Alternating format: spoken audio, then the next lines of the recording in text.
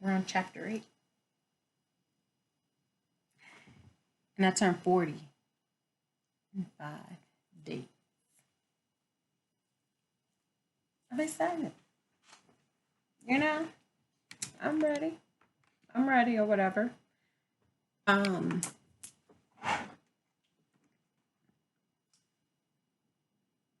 I hope that you all were able to do the assignment that I talked about yesterday, which was write down 3 things that brought you happiness yesterday. I want you to do the same thing today. Same exact thing. But in addition, I want you to write down what your why is. What is your why? What is your why? Tell me what your why is.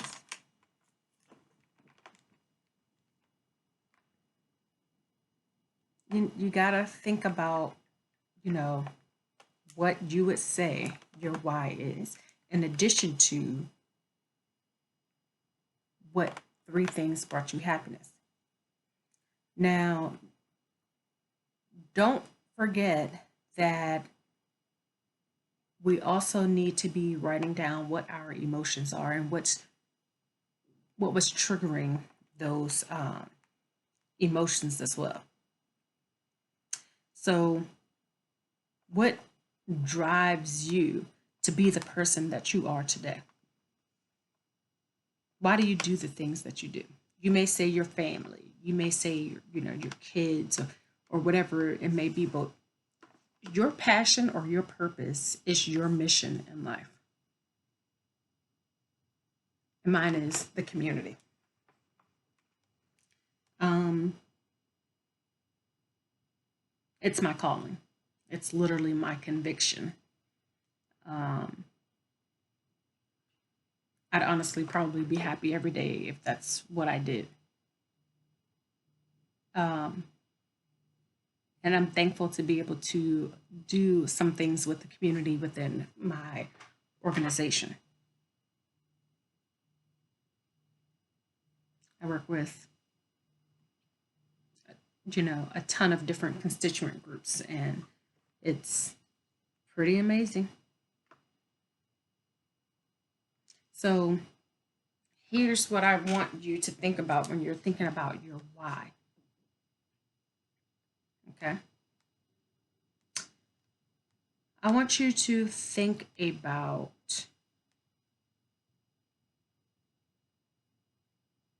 I'm trying to think of um, how I can put this. So here's the thing. Okay.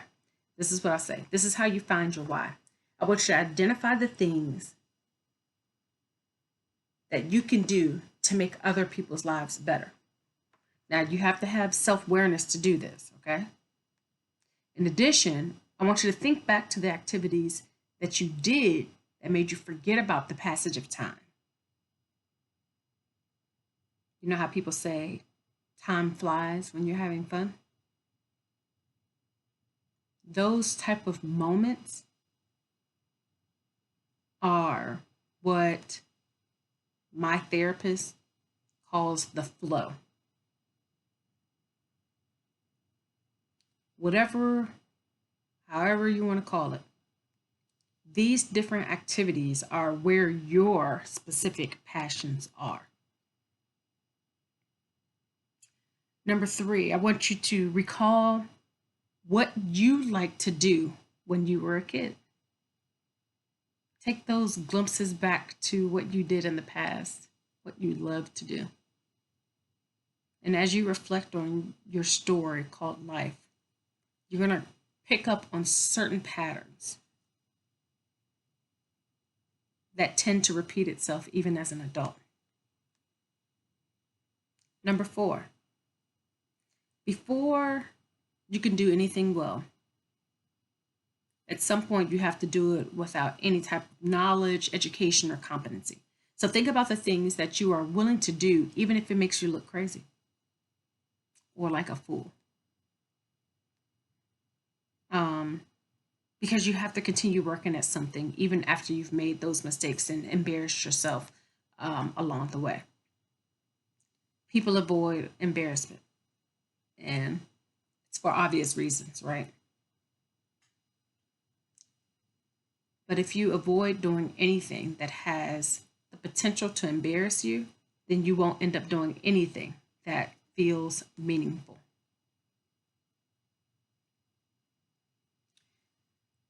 Then I want you to observe what people ask of you when they come to you for help. What is this special talent that you have? At work, at Walmart, we call it the spark because there's a certain spark that Walmart saw in me as to why they hired me.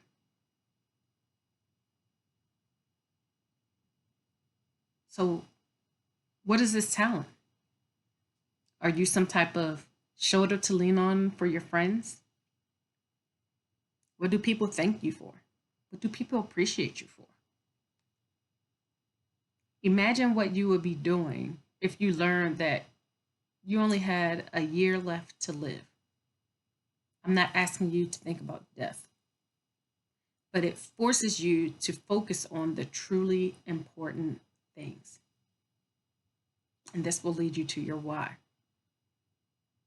And it allows you to let go of the things that are trivial or distracting.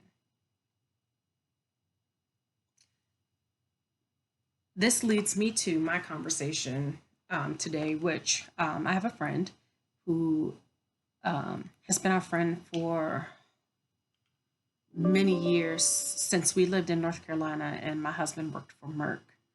Um, and right now he is literally battling cancer again. And that bothers me. Um, it bothers me because it's just like, why him again? But then I look on the brighter side.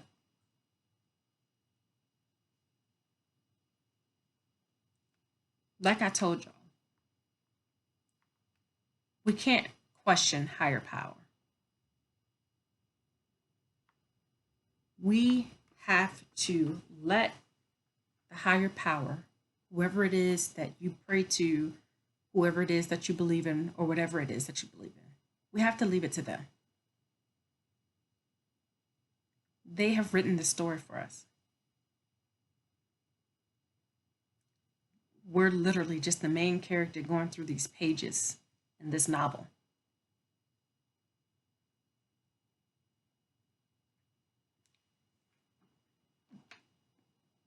There is no cure for cancer. And we have to bring awareness to it. Now, I know that my why is not finding the cure for cancer, but part of my why is bringing awareness to the community about it and about other different things such as endometriosis.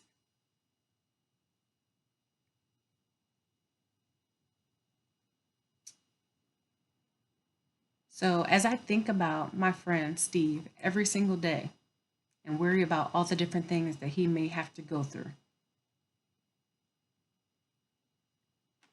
I think about how can I bring awareness to the community? What else can I do?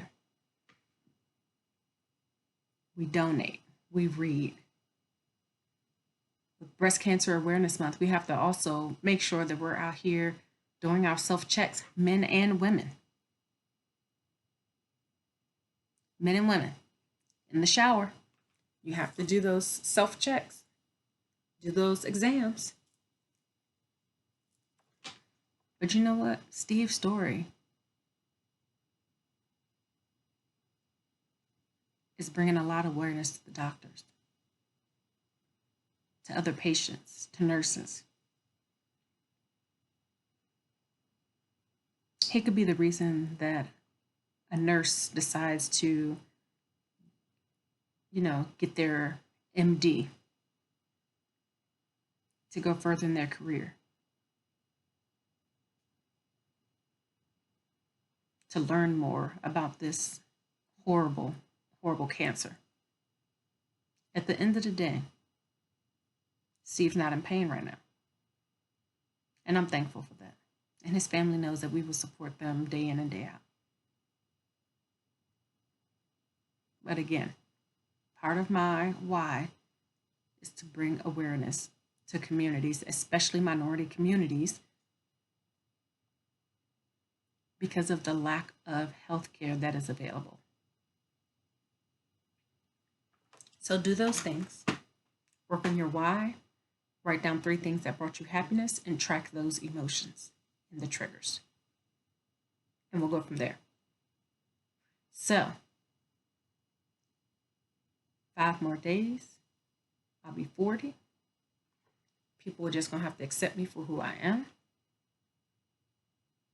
Because I've reached that place in my life where I'm just like, I'm going to be me and I want to be free. Free to be me unapologetically.